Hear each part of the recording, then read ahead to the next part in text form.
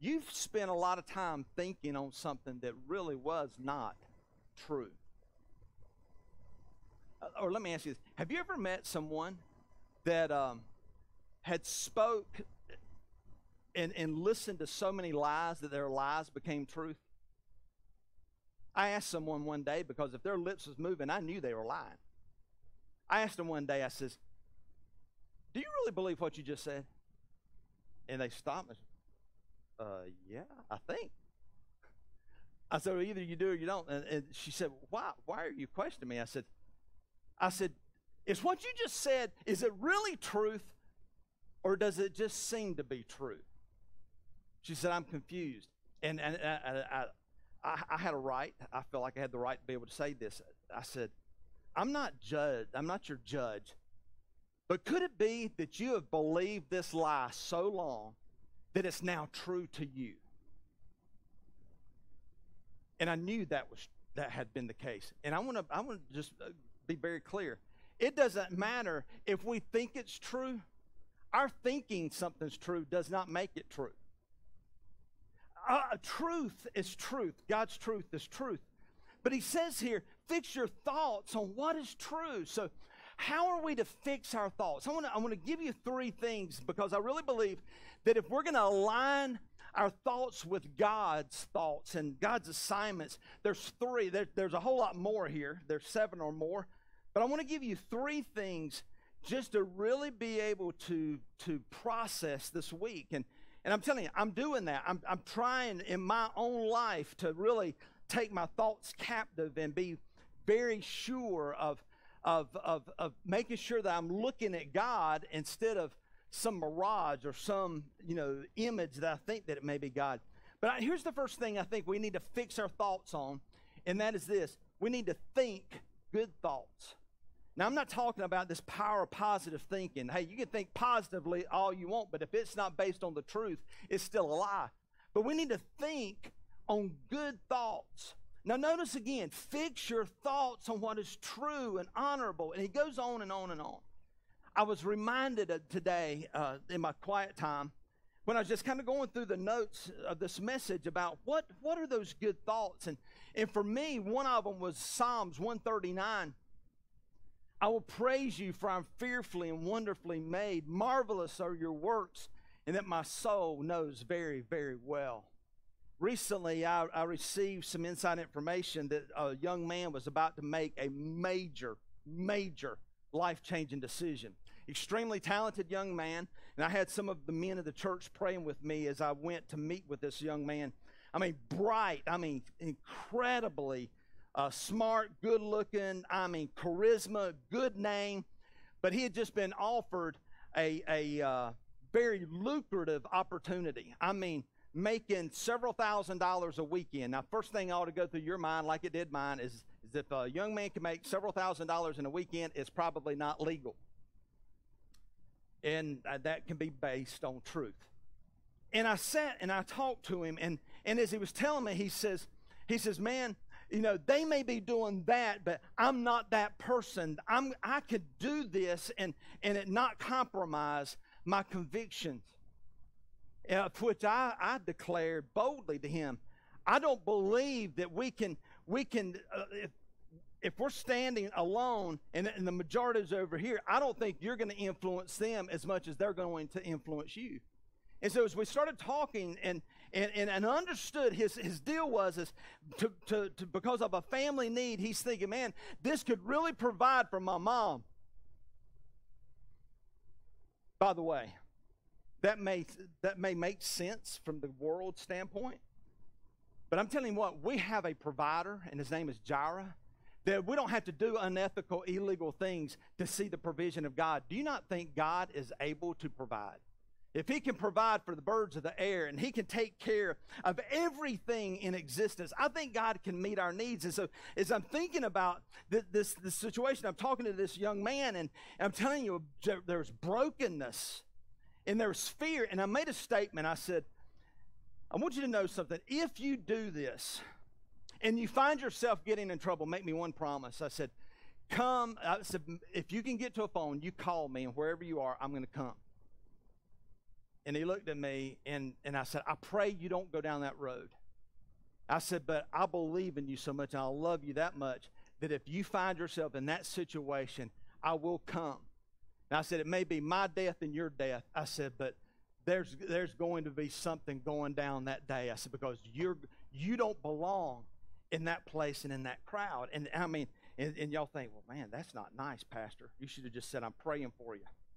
I did tell him I was praying for him, and I did pray for him, and I'm not a violent guy, but I'm telling you what, there was such passion, and I'm bothered that much because I know where that path would lead, that it was just like, man, whatever I can do, I need to do it. And I was driving back home. I was driving up the highway, and I remembered this passage. I will praise you, for I am fearfully and I'm wonderfully made, and marvelous are your works. That young man heard me preach a message years ago, and it so touched his life, he got his first tattoo and had it tattooed on his arm. I'm fearfully and wonderfully made by God. And here's a young man that has grown up having it pretty tough, and he knows who Christ is. But here's the deal. He serves, not only is it written on his arm, it was written in his heart, and all he needed was a good reminder that God is my provider. Got a phone call about a few days later. Says, I have no idea what you said to him, but he's changed directions and he's not going down that path. See, sometimes, church, all it takes is us redirecting our thoughts. We need to think on the good things. We don't need to say, man, out of desperation, there's no other way. No. There is another way, and it's God's way. We need to praise him. We need to recognize that we have been created in his image.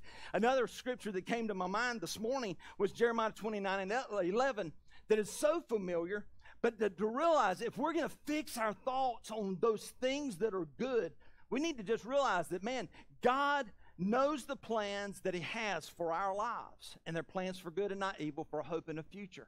How many believes that God does have a plan?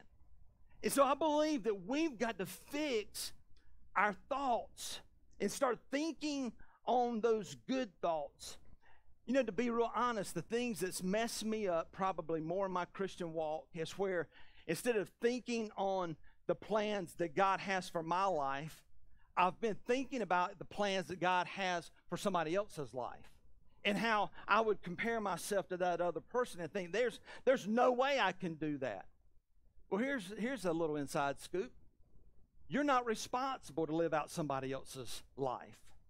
We're just responsible to stay in alignment with God and literally allow God's processes to be performed in our lives, and let's just be faithful to follow him. And when we do that, I'm telling you, God has issued a call for everyone in this room. And I just believe when we totally abandon ourselves, abide in him, fix our thoughts on what is true and noble and right and peaceable and pure and lovely and admirable and excellent, praiseworthy, I just believe that we'll begin more and more and more just walking in the path that's so aligned with the heart of God. See, when I think about, you know, the things that's kind of messed me up and where I've compared myself to somebody else, and maybe you've done that, we start thinking about giftings and callings and thinking, man, I'm not gifted to do that. I can't do that. I want to tell you the difference between gifting and calling. Gifting is cultivated through practice. So there's some things I'm not very gifted at, but the more that I practice, I can get better at. But don't misunderstand your calling in comparison to giftings, because calling is cultivated through prayer. So I believe every one of us have a call on our life, and that call is going to be cultivated through our prayer time. I was at the beach yesterday, and there was a man next door, and so I just walked up and I said, "Sir, can I ask you a question?" He said, "Certainly." I said, "Do you know where you can dispose of old wood and stuff?" I was helping a friend out on a project, and I needed to get rid of some stuff, and he said, "I do." So I'm standing there, and he says, "Oh, would you like to know where you can take and dump it?" I said, "That'd be nice." He said, "Well, why didn't you ask me?" And so, you know what? I figured he was from up north, and no offense for those watching online from up north. But us Southerners wouldn't have quite said it that way. But here's what was funny. in a few minutes, I text my wife. I said, I've not been abducted by aliens. I'll be back. And she thought, where in the world did he go?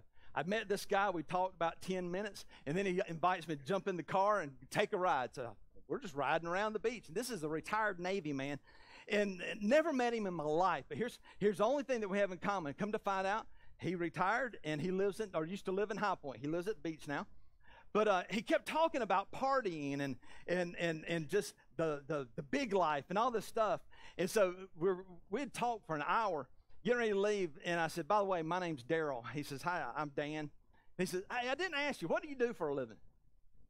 So I'm telling you, that really does ruin a lot of conversations when people ask me that. Whether it's before or after the conversation, I said, I'm a pastor.